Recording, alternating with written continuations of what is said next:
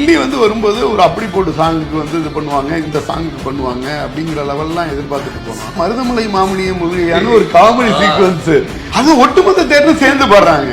என்ன நடக்குதுன்னு எனக்கு தெரியல. ஒரு மாதிரி நானும் சேர்ந்து செலிப்ரேட் பண்ண ஆரம்பிச்சேன். மருதமலை மாமணியை நானும் பாடினேன்.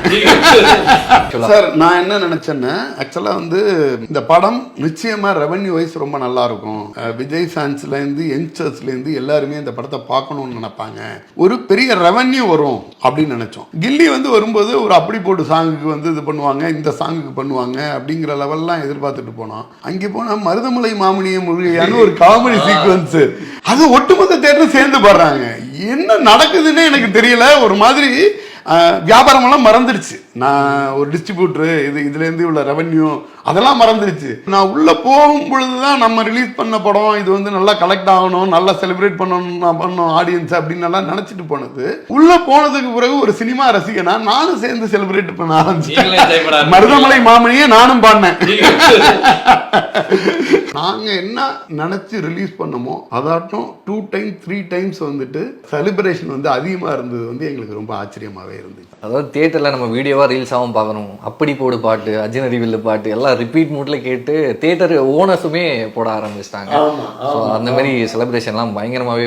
ஆமாங்க, இது இங்க வந்து என்னன்னா சாதாரணமா அந்த ஒன்ஸ் மோர் அப்படிங்கிற கலாச்சாரமே வந்து பிரிண்ட் இதுல வந்து பண்ணிக்கிட்டு இருக்கும்போது அந்த ஒன்ஸ் மோர் பண்ணிக்கிட்டு இருந்தாங்க. ஒன்ஸ் டிஜிட்டல் வந்ததுக்கு பிறகு ஒன்ஸ் மோர் கலாச்சாரமே கிடையாது. பட் அதை வந்து அத்தனை நிறைய மல்டிபிள் தியேட்டர்ல அந்த ஒன்ஸ் மோர் கலாச்சாரம் அப்படின்னு ஒன்று திருப்பி ரீக்ரியேட் பண்ணுதுன்னா அது கில்லி தாங்க. இந்த ரீ ரிலீஸ் கல்ச்சரை பத்தி என்ன நினைக்கிறீங்க? இது ஒரு ஹெல்த்தியான விஷயமா இருக்குமா நம்ம எல்லாருக்கும்? 100% ஆடியன்ஸை திருப்திப்படுத்துகிற, ஆடியன்ஸோட கொண்டாட்டத்தை வெளிக்கொணரக்கூடிய எதுவுமே சரியான விஷயம்தான். அது வந்து இந்த ரீ ரிலீஸுங்கிறது இப்போ வந்து இந்த டேர்மை யூஸ் பண்ணுறாங்க. இது வந்து இதுக்கு முன்னாடி தொடர்ச்சியாக இருந்துக்கிட்டு இருந்தது, வேற வடிவத்தில் இருந்துச்சு. அப்போ வந்து என்ன பண்ணி சொல்லுவோம்னா அதை ஷிஃப்டிங்னு சொல்லுவோம். இப்போ நமக்கு வந்து என்னென்னா ஃபஸ்ட்டு ரிலீஸ் முடிஞ்சிட்டு செகண்ட் ரிலீஸ் தியேட்டர் இருக்கும்.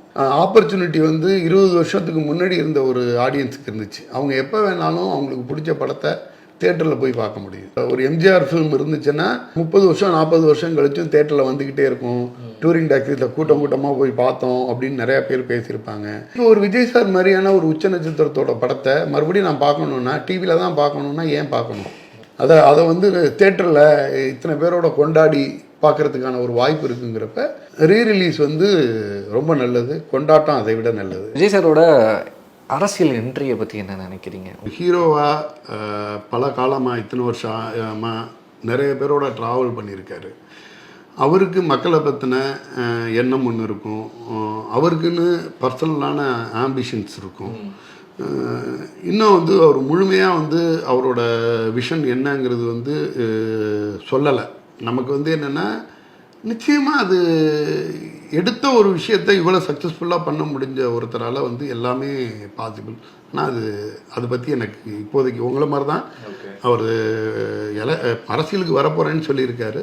அதே மாதிரி உங்களை போய் நானும் ஒரு பார்வையாளன் தான் வச்சு